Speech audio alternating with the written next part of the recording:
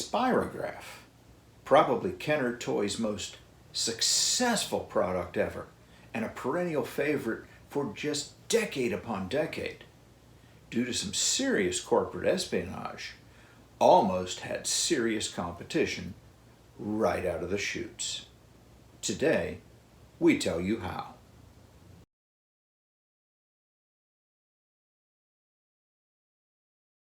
Spyrograph took America by storm in 1967, beginning with its unveiling at the Toy Fair in New York City in February. Fortunately for us, our good friend Jay Horowitz was there, and he shared this intriguing story with us recently. I'm remembering back to the days when I was working with the Horowitz Toy Company, and this was 1967. Went to the 1967 Toy Fair, and we were, of course, featured guests of Kenner. Kenner was an excellent toy company. We were friends with the owners, with the Steiner family, and here it was, 1967, and they made a magnificent presentation of a new product called Spyrograph. They started it off by showing a video taken in England with British engineer Dennis Fisher, who patented Spyrograph, and it was exhibited at the Nuremberg Toy Factory, the Nuremberg Toy Fair, 1965, and of course Kenneth took the rights for United States. They introduced it at the New York Toy Fair, 1967, and we were sitting there as customers watching this magnificent presentation. They had in the video, and they also had displayed on the board magnificent works of art that was so, incredibly beautiful. And once they were done with the Spyrograph, the child could fill it in with crayons and colors, and it really got your attention. I believe this became the best-selling toy Kenner ever had. It certainly won the Toy of the Year award, and it went on for international sales, and they continued sales for decades. It became from a hot hit, it became a perennial staple product.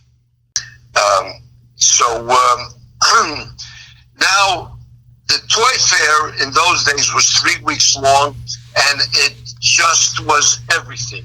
Everybody went to Toy Fair in February, and on the first day of Toy Fair, one of the major buyers, who happened to be a close friend of Louis Marks, went to the Louis Marks showroom on the 7th floor. The Marks showroom had virtually the entire 7th floor. He was known as the king or the Henry Ford of the toy industry. And we're talking 1967, we're talking about the world's largest toy manufacturer. And Louis Marks himself was there operating it, he himself and his brother David Marks. And by that time, David's son, Charles Marks, was in the business. And they were there showing the Marks toys. And they were introducing right on. It seems to me 67 was the year of Marvel the Mustang. And that was a big hit. And they based that on a German invention. And one of the close friends of Louis Marks, who was a major buyer, asked to speak with Mr. Marks. Mr. Marks invited him into his private office, and they sat down. And the friend said to Marks, Mr. Marks, I was in the Kenner showroom today. They really have something in Spyrograph. This is going to be one of the hits of the industry. So how did Toy King Louis Marks react to such news? What did he do? Fortunately for us, Jay Horowitz, whose company ended up buying the assets of Marks Toys in the 1980s, knows the rest of the story. Well, it was in 1982, after buying Marks Toys. Yes, I became very friendly with Charles Marks. Well, he was the only member. He was the only active member of the family that was still alive. And Charles gave me a lot of inside information about Marks Toys, including this story about how they got the patent. Charles Marks was there at the time. He was in the office. He was working in sales, and he was right. Yeah, I mean, the member of the family. So he was personally involved in the information I'm telling you about. So there's no question as to the veracity of the facts that I'm giving to you, because they're coming from the first-hand source of Charles Marks. Louis Marks was an amazing person to pick up on opportunity. Marks had a personal relationship with the night cleaning crew in the toy building. So at the late afternoon or early evening, I'm assuming that we're talking approximately 6 p.m. or 7 p.m., when Toy Show was winding down and over, when the last people left the Kenner showroom, the night cleaning crew entered the Kenner showroom to clean the office, and they allowed a Marks representative access to the Kenner showroom to see the Kenner sample Spyrograph. The Marks representative borrowed the Spyrograph. The sample from the shelf. He drove it up to meet with the Marks designers and the Marks engineers, who under Mr. Marks's instructions were waiting for them. The engineers took photographs. They took clay impressions. They did drawings, and they took measurements of each part. And they did this rather quickly. The Marks representative drove back to the toy building, and the cleaning crew allowed him access into the Kenner showroom. And at 205th Avenue, they returned the Kenner Spyrograph sample to the Kenner showroom on the shelf, exactly where it was, approximately between 6 and 7 a.m. that next morning. Well, Toy Show continued, and the Marks company prospered with everything they were showing, and they started talking to their closest customers. Guys, come back toward the end of the show. We've got something very special to offer to you. And the Marks salespeople and representatives chose their favorite customers to tell them, you come in, I've got something special for you. And let me tell you, the Marks customers paid attention to Marks. You're talking about the world's largest, most successful company. Before the end of the New York Toy Fair, 1967, Marks Toy had a handmade sample of, now I'm not sure the name, it might have been called the Marxograph. I believe it was Designol. Designol, that was the name, Designol. And I was just testing to see if you're paying attention. So it was the Designol, and as Marx was famous for saying, we give more toy for less money, the Designol had everything that the Kenner Spyrograph had, and it was priced at $2.98 retail.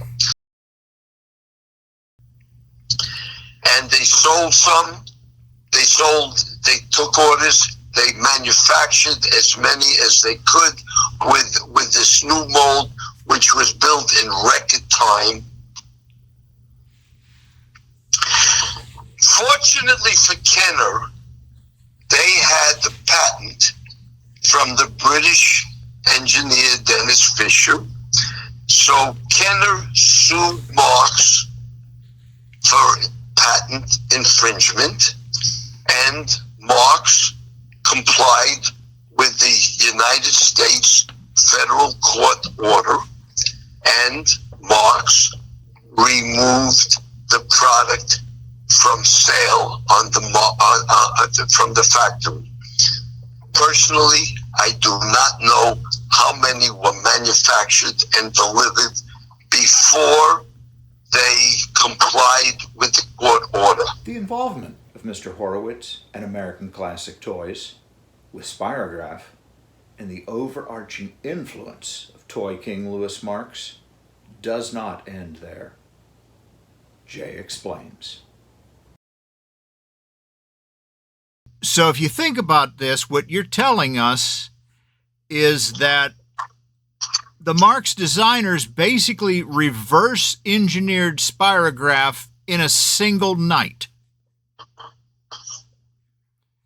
They took they took the model and completely reverse engineered it in a single night, and then set about making their own molds and what have you to go into competition with them.